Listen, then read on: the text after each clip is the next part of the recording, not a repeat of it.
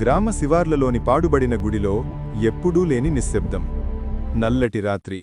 ఒక్క దీపం వెలుగు కూడా లేదు. ఆ గుడి ప్రాంగణంలోకి అడుగుపెట్టాడు రాము. గుండె దడదడలాడుతోంది, కాని లోపల ఏదో నిగూఢమైన కోరిక.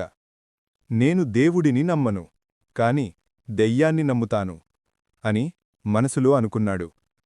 సరిగ్గా ఆ క్షణంలో గాలి వేగంగా వీచింది. చిమ్మ చీకట్లోంచి ఒక వికృతమైన పొడవాటి నీడ కదిలింది. ఆహా, చివరకు వచ్చేశావా అంటూ కరకు గొంతు వినిపించింది. అది దెయ్యం. భయంతో వణికిపోయిన రాము వెనక్కి పరిగెత్తాలని చూశాడు. కాని దెయ్యం నవ్వి, ఏంటి, భయపడ్డావా? నేను నిన్ను చంపను, నాకు కేవలం ఒక స్నేహితుడు కావాలి అంది. రాము గందరగోళంలో పడ్డాడు. అంతలో గుడిలోపల నుండి అద్భుతమైన, ప్రశాంతమైన కాంతి ఒకటి వెలిగింది. ఆ కాంతిలో తేజోవంతమైన రూపం కనబడింది. దెయ్యం, నువ్వు ఇంకా భయపెట్టడం మానలేదా అంటూ చిరునవ్వుతో అడిగింది ఆ రూపం. అది దేవుడు. దెయ్యం ఆ కాంతి ముందు చిన్నబోయింది.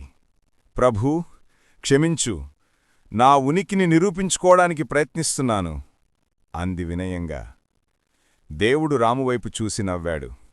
చూశావా రాము, ఈ లోకంలో చీకటి ఉన్న చోటే వెలుగు ఉంటుంది. దెయ్యమనేది కేవలం భయం యొక్క రూపం, నేను దానిని ఎదుర్కొనే ధైర్యం యొక్క రూపం.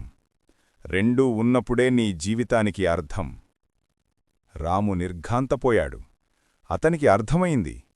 దెయ్యం గుడిని అంటిపెట్టుకుని ఉండేది ఎందుకంటే దానికి రక్షణ కావాలి. ఆ రక్షణని ఇచ్చేవాడు దేవుడు.